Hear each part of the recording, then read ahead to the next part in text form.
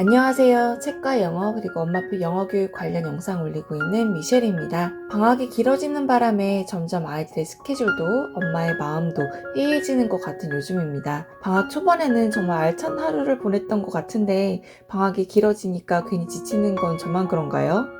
어느 정도로 공부를 하고 놀며 지내도 되는지, 혹시 더 해야 되는데 너무 놀고만 있는 건 아닌지 좀 걱정이 될 때도 있는데요. 그래도 주어진 시간 동안 알차게 보내려고 노력하고 있는 요즘입니다. 제가 예전에 초등학생 자기주도 학습 지도하는 10가지 방법에 관한 영상 올린 적이 있는데요.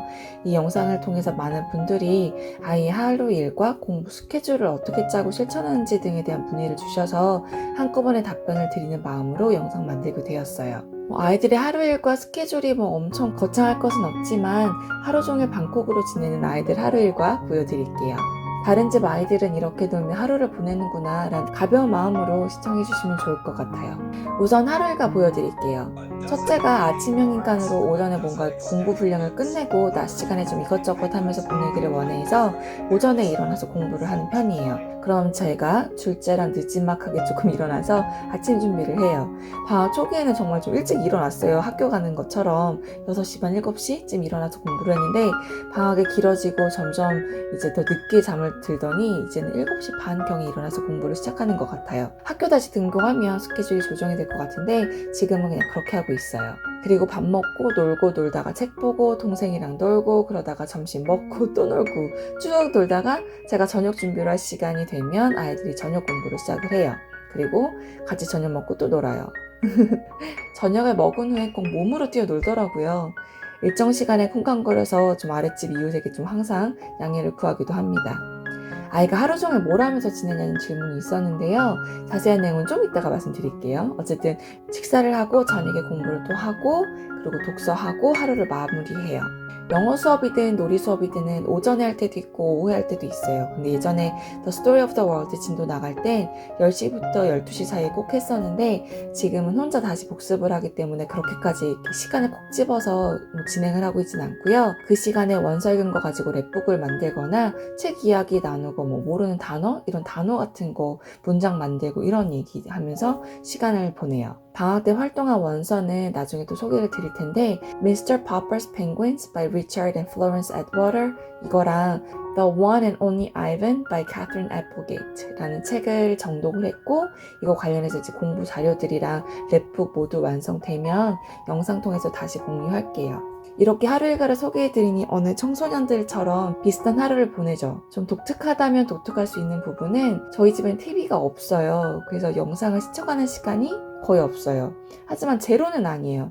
얼마 전에 둘째랑 프로즌이란 영화를 봤더니 하루 종일 그 노래들을 부르고 있더라고요. 그래서 엘사도 역할놀이도 하고 그래서 저도 영화를 보여줄 때도 있어요. 하지만 정말 최소한으로 노출하고 있고요. 첫째 아이가 종이접기를 매우 좋아하는데 소장하고 있는 책 수준을 이제 넘어섰어요. 이제 가지고 있는 책은 이제 다 이미 만들었기 때문에 또 새로울 것이 없더라고요.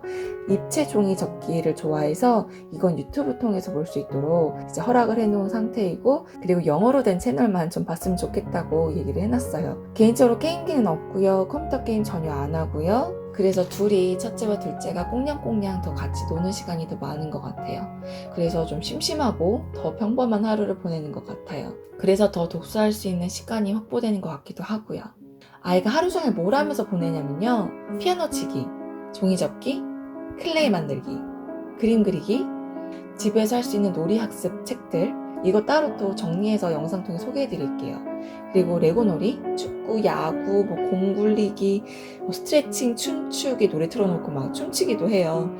그리고 자기가 만든 레고든 맥포머스든 자동차가 되었던 간에 그거 가지고 막 핑핑거리면서 혼자 상상놀이하고 놀아요. 그런데 첫째 아들은 둘째 딸처럼 상대적으로 제잘제잘 되는 성격이 아니라서 언어가 파급적으로 늘진 않는 것 같아요. 그냥 성향이 다른 거죠. 심심함을 어떻게 견디느냐, 혼자 어떻게 재밌게 노느냐를 시험에 들기라도 한 듯 나날을 보내고 있는데 생각보다 하루가 정말 금방 가는 것 같아요. 돌아서면 또 밥 먹을 시간이고 돌아서면 또 간식 먹을 시간이더라고요. 간식은 최대한 몸에 안 좋으니까 까까 스낵을 안 주려고 하는데 좀 사실 저편하자고 사탕 같은 건 주기도 해요. 간식은 주로 책을 볼 때 주고요.